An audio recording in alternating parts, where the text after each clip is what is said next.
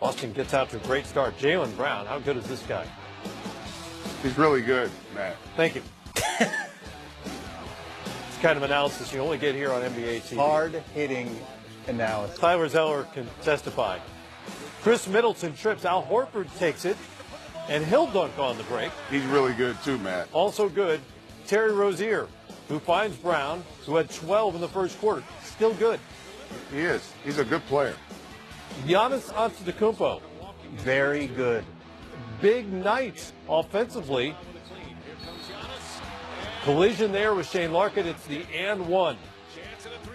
He's still moving, but you got to love the courage Shane showed there. Giving up a lot of size in front of Antetokounmpo. Look at the crossover here. It's a long step. He had 18 at the half. A long-reaching finish. Marcus Morris, a step back from Marcus. Had the best plus-minus of any Celtic, along with Terry Rozier, who you'll see more of here. Jason Tatum with the Steelers. Rozier, 14 at the half. Boston up by 9. Put some respect on his name. Third, well, more on that in a moment, about his name. Rozier, 23 points, 8 assists on the night. That's a beautiful floater. He has been incredible in Kyrie Irving's place. I think if you started the voting just from when Kyrie leaves, he might be the most improved player in the league. Very small sample to vote on, but yes, I think he'd probably get that. It's a productive sample, though. That's for sure. Jaylen Brown had 10 in the third quarter. Under 4 seconds to go here. It's Larkin. Yes. And just like that, Boston takes a 15-point lead into the fourth quarter. Nice shot by Marcus. Larkin had 11. Giannis, 30 points, 9 boards, 8 assists. But the Bucks chasing Boston again. Morris with a fadeaway. Horford to Rozier here. He'll knock down the three. Boston, 13 of 31. They were plus 18 from the three-point line. That counts. Jaylen Brown with 30 points and 5 boards on the night. Believe it or not, the Bucks actually had their best shooting night of the season. They shot nearly 60%, and yet were not in it for most of the second half. They become the first team to shoot at least 59% in a playoff loss since 2006. The C's have their first 2-0 lead under Brad Stevens. The Celtics, incredibly, are 35-0 when leading 2-0 in a best-of-7 series. We got a lot of games left, hopefully, so I'm going to just try to continue to build. I want to say it's a huge revelation. We made some good plays. Point guards, Shane, Terry, they did a good job of hitting the open guy, and we just made plays, you know. I don't think it's any revelations or anything. We just got to come out, keep playing, and just build off that. Definitely. We got to play better. We got to play more effort.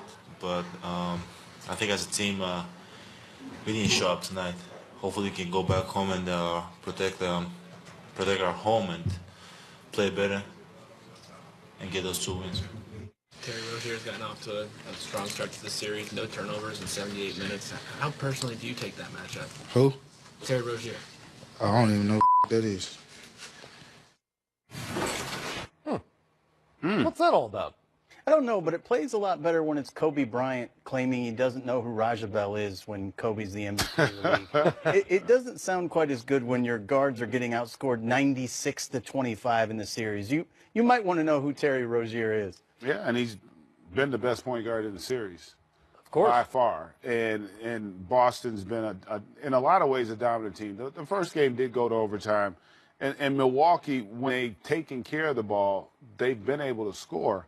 But therein lies the problem. You know, the 15 turnovers, basically most of them live ball turnovers, led to 21 points for Boston. Gets their transition ignited, doesn't allow you a chance to set your defense, and then they couldn't control the defensive backboard. You know, it's not that they got they didn't get 20 offensive rebounds, but they got 20 points off the 9 that they get. So that tells you a lot of those they get the offensive rebound, they're kicking it back out, knocking down threes. So they've got to shore up those areas to have a chance to win some of these games in Boston. And the reality is we're talking about having a chance in a series where Boston doesn't have their 2 best players.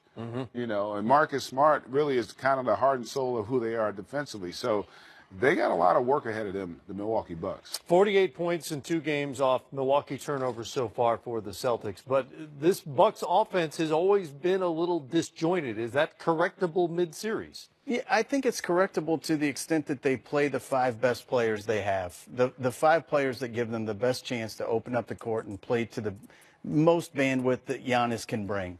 And I think that's the issue right now, is that a lot of their turnovers are coming from a very clogged paint.